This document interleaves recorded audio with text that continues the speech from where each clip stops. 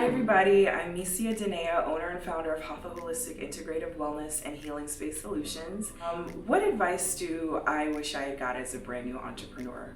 One of the main things I feel like is important is doing a lot of research and also having someone in your corner like a coach or a mentor. Hello everyone, and welcome back to our latest episode of Doing the Damn Thing. We are so grateful that you are here. So before we dive into this video of email campaigns and analytics, please make sure to hit the red button, subscribe, ring that bell so you're notified every time we do a video, and make sure to like, share, and comment. We appreciate it so much. So I'm very excited because today we have my friend Misia here. And she and I have worked together on numerous projects, and I'm so happy we got here today on this rainy day. And so Misia, tell our audience a little bit more about you. Hi, happy holidays everyone. My name is Misia Denéa and I'm the owner and founder of Hatha Holistic Integrative Wellness, and I also run HealingSpaceSolutions at HealingSpaceSolutions.com. Yeah, so I actually came up with this idea because we've done events together where we've talked about social media, and one of the things that you've talked about has been email campaigns because you've had a little bit more experience on that than I have. So actually just tell us a quick little, what makes you excited about doing email campaigns? The thing that I like about email, I'll be referring to my notes in my book just so you know.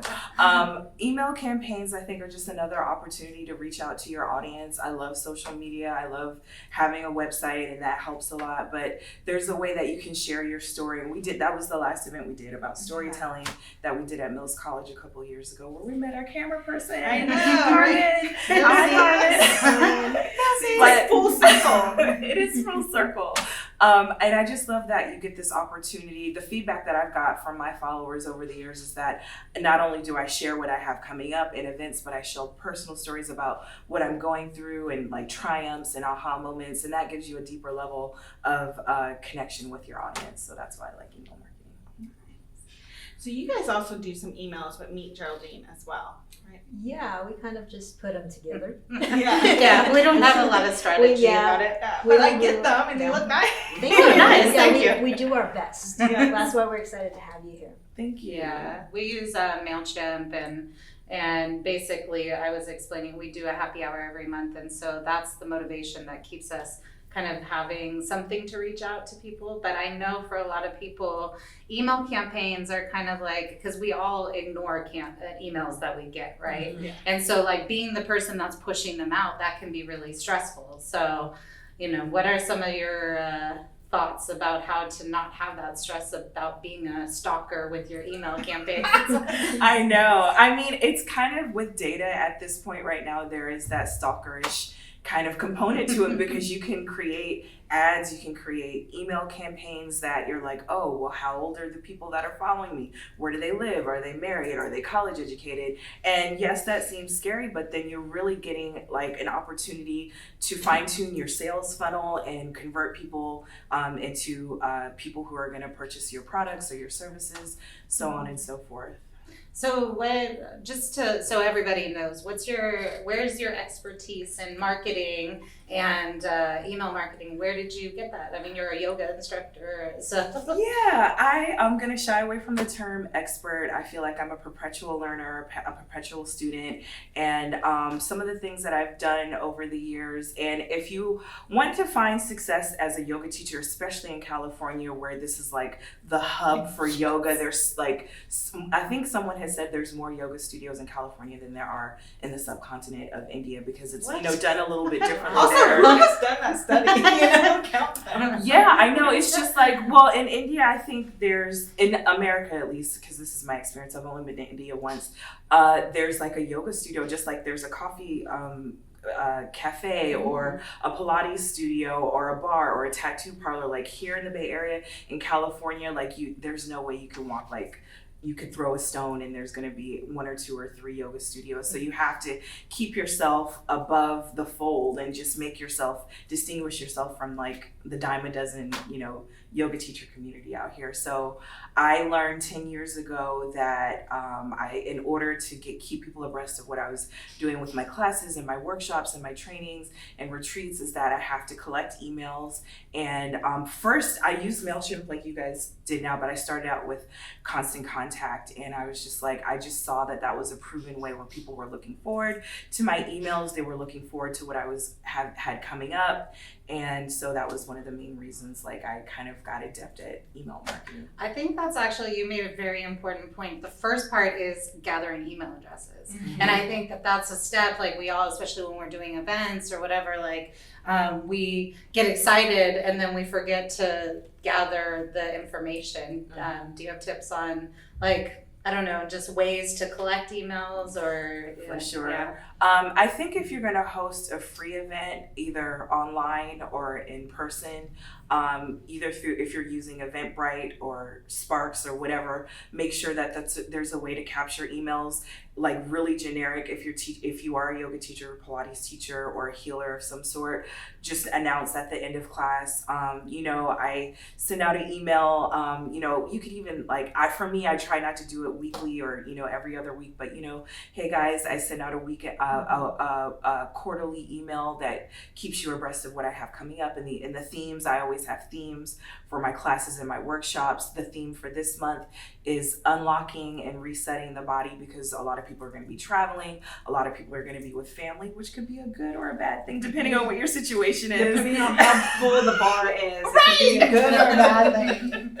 So there's a lot of anxiety and emotion around all of the activity that's happening now. So I let people know, if you want to know the theme that I have coming up or the syllabus that I have coming up, you could check me on Instagram or Facebook, or come on to my I'll take your email and share it with you. Yeah, so building the value and making people see why they want to open your email. Mm-hmm. Yeah. So what are common challenges that you find that your clients face whenever they're even thinking about email marketing or in the process of doing that? I know for a lot of women and people of color, they might have some sort of resistance around selling themselves, and they have so it's me also boosting their confidence. And I feel like a lot of the times people don't want to come off as too salesy, or they don't want to I don't want to bother people, but I'm just you jumped in as an entrepreneur and running a business, so that means the lifeblood of your business is making sure you have customers, you have consumers, and people who are supporting your business. Mm-hmm. So the last person that I worked with recently over the summer is actually an old roommate of mine, and he has a full-time job, but he's always made music and beats, and he wants to do more than just create beats, like hip-hop beats. He wants to score films. He wants, a lot of corporate organizations have music for their online tutorials and things like that. So I was helping him get over that obstacle of putting his music out there, so it's not just a hobby, but he's able to turn it into something that generates revenue. Yes. All right. So you gathered all your email addresses, you got over the challenges, you've sent the email. What are some of the metrics you should look at to determine if it's a successful or unsuccessful email campaign? The first thing I look for is time spent on my website. I always link my website to my email campaigns. I look at the number of pages they visit during their time reading my email campaign. So there's usually different links that I have. It could be the link to sign up for a class or a workshop. It might be a link to my YouTube page and things of that nature. I also look at new or returning visitors, and you can see that when I use Mailchimp, they give you a report of that information. I'm looking at also whether they're using desktop or mobile to view, and for the most part, I've seen a transition where people aren't usually opening emails on the desktop. They're using their cell phone more. So I have to make sure that when I'm creating the design of the email, that it's compatible with mobile, so it's not all gibberish when they get it in their inbox. That's great to have all those metrics. And then with those, what's kind of the goals behind that to for the metrics, like what is that? What are you identifying from those metrics then?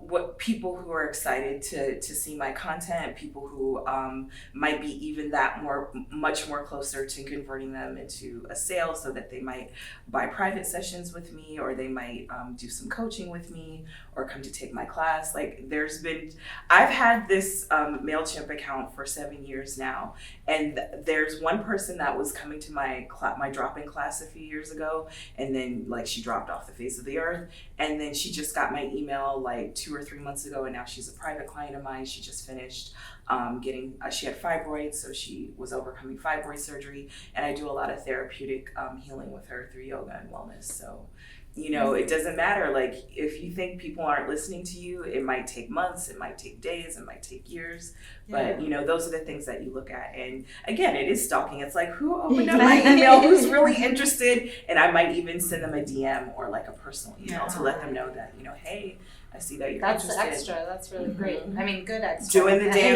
Doing the damn thing with my emails. Exactly. We've mentioned twice. I just want to also clarify for our audience about Mailchimp and constant contact, because we mentioned them a few times. So maybe somebody doesn't know what these. Sure. There's a whole bunch of different platforms that you can use for email marketing.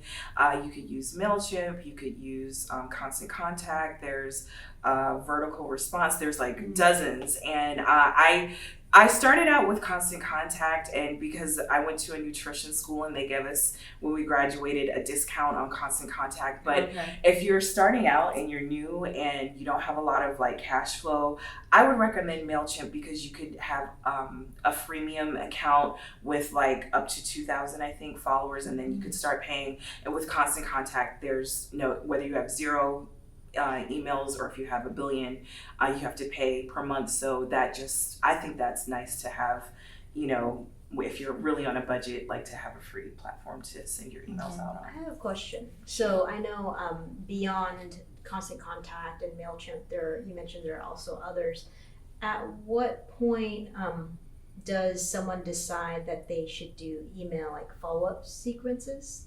And does Mailchimp do that? So I wasn't sure if they do that. I haven't like automated responses. I haven't used that option now. I'm just still like, I'm able to manage all of it. Like I have about 500 or 600 followers on my campaigns, so I can just easily respond to people on my own. But I think that's a good point. And if people want to get into automation and having Mailchimp or whatever program that you use do that for you, that just takes one thing off of your to-do list for sure. So Mailchimp does do that?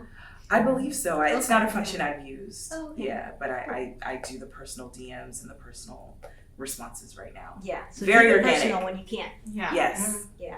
That's Definitely. cool. Yeah.